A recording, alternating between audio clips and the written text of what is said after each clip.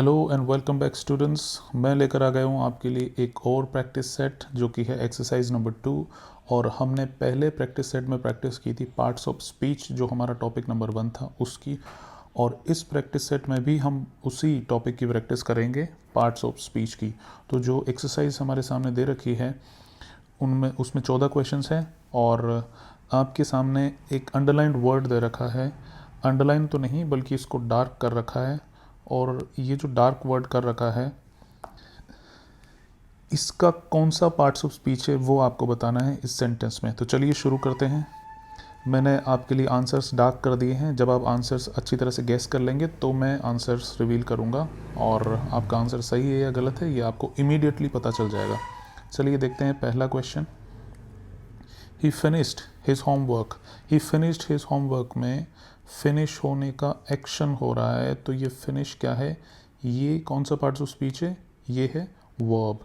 चलिए देखते हैं, इसको रिवील करते हैं ये वर्ब है कि नहीं है। जी हाँ, ये वर्ब है। आपका आंसर बिल्कुल सही है। क्वेश्चन नंबर 2 में देखिए, Sean is working at the computer. Sean किसी का नाम है, तो किसी का नाम जो होता है वो नाउन होता है। प्रॉपर नाउन ये है is working at the computer. At the computer, at preposition है क्योंकि ये इसके बाद में नाउन है। प्रेपोजिशन के बाद में नाउन है एट द कंप्यूटर। और Sean is working at the computer. Sean noun है, is working at the computer ये प्रेपोजिशन है। अच्छा, अब आप देखिए, what are the 8 parts of speech.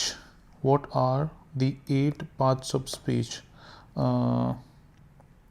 वैसे parts of speech,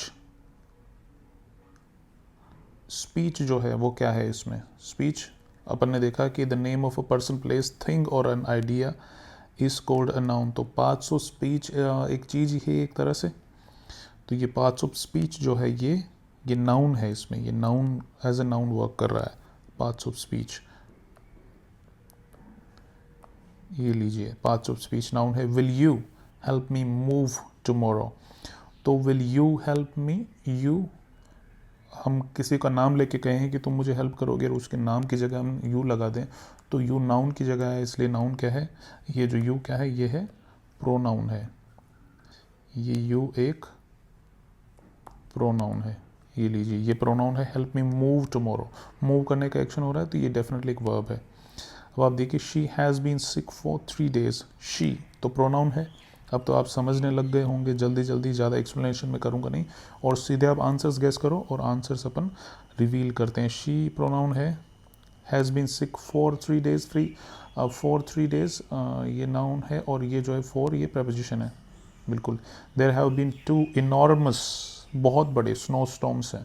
snow storms तो नाउन हो जाएगा और स्नो स्टॉर्म्स जो नाउन है वो नाउन को मॉडिफाई कौन करता है? एडजेक्टिव करता है। इनॉर्मस बता रहा है कि कितने छोटे हैं या कितने बड़े हैं, तो स्नो स्टॉर्म्स तो नाउन हो जाएगा और ये जो है ये एडजेक्टिव हो जाएगा, एडजेक्टिव।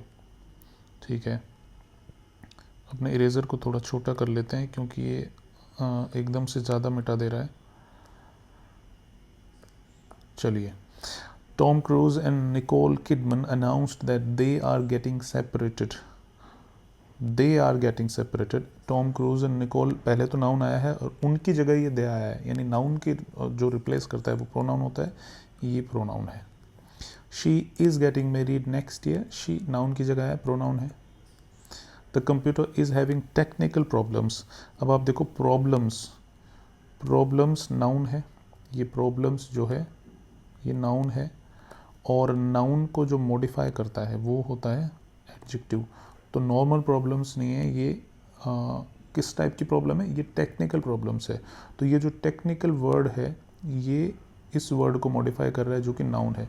नाउन को मॉडिफाई कौन करता है? एडजेक्टिव करता है। ये अपना क्या है? ये एडजेक्टिव है। आई लाइक वर्ब है steak, but she doesn't eat meat. अब ये जो बट है ये इन दोनों सेंटेंसेस को जोड़ रहा है। ये बट इन दोनों को जोड़ रहा है। आई लाइक स्टीक और she doesn't eat meet, but she doesn't eat meet. तो ये कंजंक्शन है बट तो, और आई लाइक, लाइक में लाइक वर्ब है, डेफिनेटली लाइक करने का एक्शन हो रहा है। चलिए आंसर्स रिवील करते हैं। ये तो वर्ब है और बट कंजंक्शन है। Help my computer just crashed, ये इंटरजेक्शन है, आपको सिंबल से पता चल गया होगा। ही sauntered प्राउडली, sauntered का मतलब होता है वॉक करना, टहलना। ही sauntered proudly across the stage,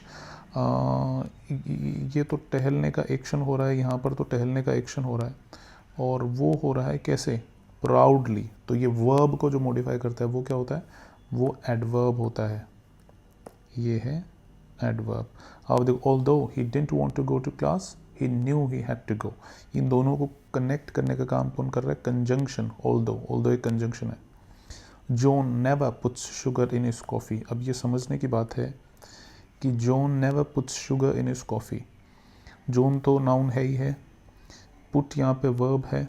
अब पुट वर्ब है, और आप देखो पुट तो वर्ब है, लेकिन वो अपने कॉफ़ी में शुगर डालता है, शुगर डालने का जो एक्शन हो रहा है, वो जो वर्ब है उसको मॉडिफाई कर रहे हैं कि कैसे, वो बता रहा है कि शुगर डालता है, कब डालता है, कभी नहीं डालता। ये नेवर जो है वो फ्रीक्वेंसी बता रहा है, ये एक्चुअल में फ्रीक्वेंसी एडवर्ब है, फ्रीक्वेंसी बताने वाली एडवर्ब है नेवर। तो नेवर इस सेंटेंस में एक एडवर्ब है, क्योंकि ये वर्ब पुट को मॉडिफाई कर रही है।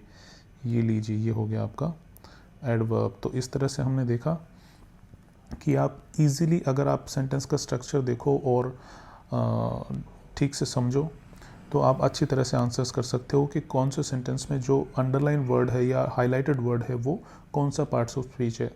कुछ इसी तरह के क्वेश्चंस आपको पूछे जाएंगे आपके पेपर में। तो और प्रैक्टिस सेट्स अपन करेंगे ताकि ज़्यादा से ज़्यादा प्रैक्टिस अपन अपनी हो सके और अपन अच्छी तरह से जो है